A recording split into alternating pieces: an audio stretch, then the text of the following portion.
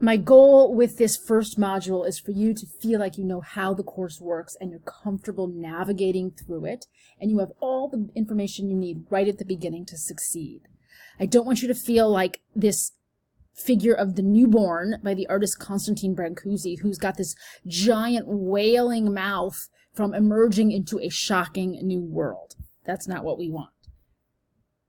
So when you click on modules, you get into the list view and you see all of these materials I've assembled that I want you to read because they tell you how to navigate the course. The syllabus gives you basically the entire map of the course, what you're learning, why you're learning it, and so on. I also want to give you a peek inside the book. The publishing company is called Pearson. They publish a lot of textbooks. You're getting a straightforward e-textbook.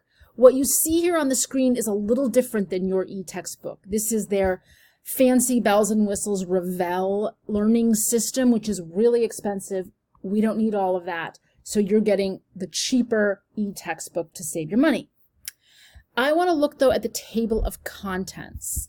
So this book is a comprehensive survey of the entire world's tradition of human art making from prehistoric times on. It's not all covered in this class, but it's awesome to be able to look at it all with your textbook. Where we start is here on chapter 23, 17th century art in Europe.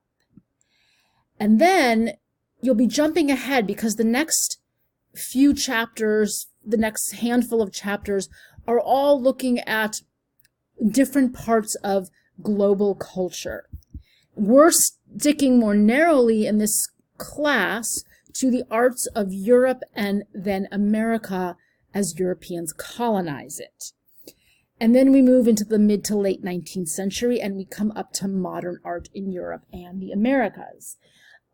I point out this basic structure partly to indicate that the book is very chronological and geographic. Those are the coordinates of thinking for all art history research and learning. In art history, we are always thinking about how art changes as time moves and cultures evolve. So you'll see that in the way that the chapters are sequenced. There will be a movement through time and then a movement through different regions of Europe and the Americas.